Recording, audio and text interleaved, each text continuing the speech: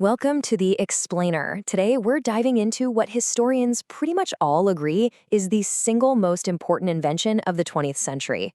I mean, it's the microscopic device sitting inside your smartphone, your laptop, your EV, and even spacecraft. We're talking about the transistor. Honestly, without this little guy, there would be no computers, no internet, no cloud computing, and absolutely no artificial intelligence. Okay, let's just look at this massive number for a second. 100 billion. That is a lot of zeros. And it actually represents the staggering amount of transistors packed inside just one modern AI graphics processing unit, or GPU.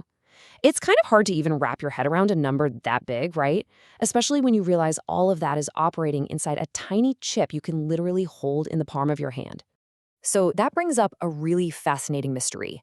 How exactly does one microscopic switch, something so tiny you can't even see it with the naked eye, how does it collectively manage to power the entire internet and train these incredibly complex AI models?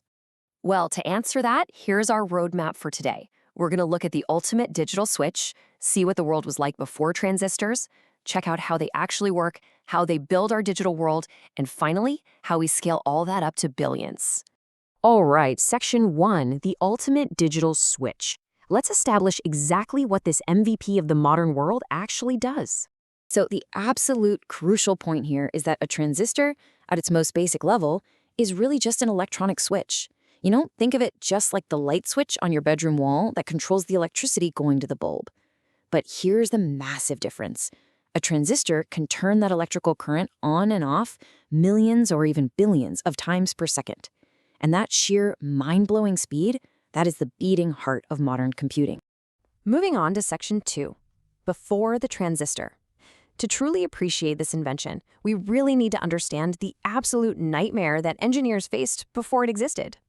You see, before transistors came along, electronic systems relied on vacuum tubes. And man, they had some major problems.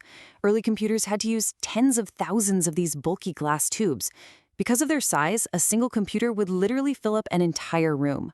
Plus, they were highly fragile, constantly breaking down, super power hungry, and generated just massive amounts of heat. Frankly, keeping them running was a total nightmare. So when the transistor came along, it created this massive paradigm shift, moving from those fragile, room-sized, overheating glass tubes to tiny, highly durable, solid-state transistors.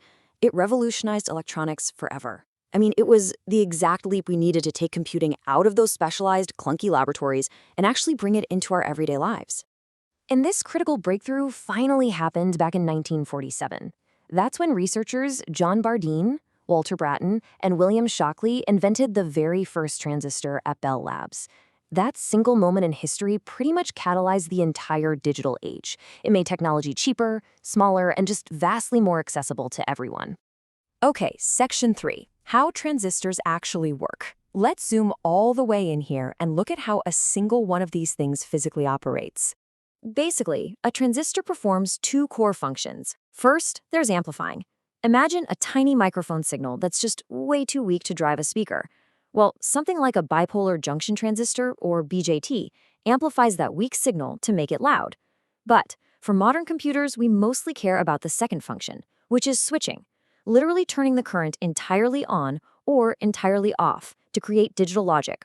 And for that digital switching, we rely heavily on field effect transistors, specifically the MOSFET.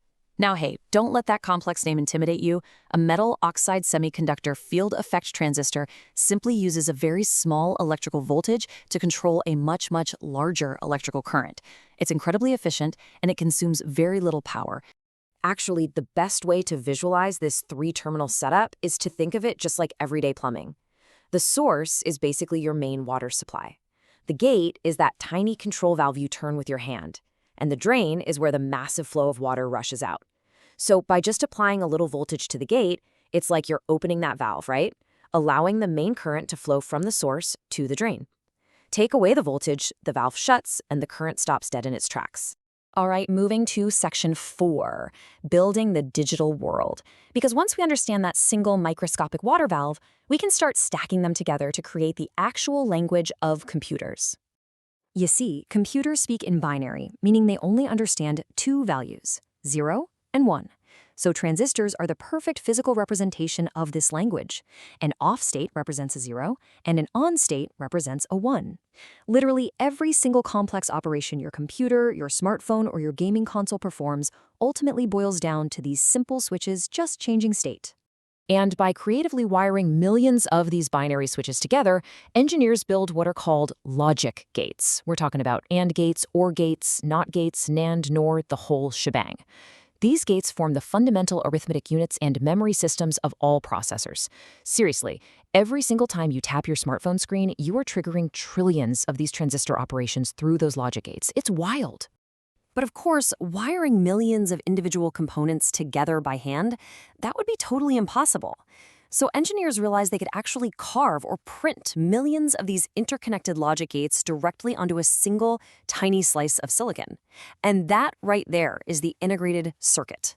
It meant we no longer needed clunky individual transistors. We could put whole interconnected systems onto one tiny chip, which made our devices smaller, faster, cheaper, and just infinitely more reliable. Which brings us to Section 5, the scale of billions. This is kind of our grand finale, looking at how we scale from one tiny microscopic switch on a piece of silicon all the way up to the billions that power our modern world. Historically, you can really see how this scales over time. I mean, early computers had maybe a few thousand transistors, but by the 1980s, processors had hundreds of thousands. In the 90s, we hit millions. And today, modern CPUs and AI GPUs are regularly packing in tens to over 100 billion transistors. And every single one of them is acting as that microscopic switch we talked about earlier. Now, this absolutely staggering exponential growth was famously predicted by Gordon Moore in what we now call Moore's Law. He observed that the number of transistors on integrated circuits tends to double approximately every 2 years. This law is the exact reason why the smartphone in your pocket is infinitely more powerful than the room-sized computers that sent humans to the moon. It's why technology keeps getting faster, cheaper, and more capable every single year. To put that scale into perspective for you, your smartphone uses billions of transistors just to run your apps and cameras. An electric vehicle, it relies on thousands of specialized power MOSFETs for motor and battery control. And a modern AI data center running cloud and machine learning, when you add all that up, you're looking at trillions upon trillions of active transistors. They are quite literally the invisible workforce of our entire society. But to keep this progress going, semiconductor manufacturers are in this relentless pursuit to shrink these switches down to mere nanometers. We've gone from 10 nanometers down to 7, then 5, 3, and now we're pushing toward 2 nanometers. And why does that matter? Well, because smaller transistors mean you can pack significantly more computing capability onto a single chip, while also drastically reducing the power it consumes and the heat it generates. I'm going to leave you today with this final, really provocative thought to consider. As researchers develop things like quantum transistors and neuromorphic chips, pushing way past 2 nanometer manufacturing, what happens when our digital switches physically shrink down to the atomic level?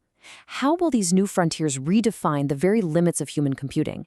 It's a fascinating question, and it really proves that the story of the transistor is far from over. Thanks so much for joining me on this explainer, and I will catch you on the next one.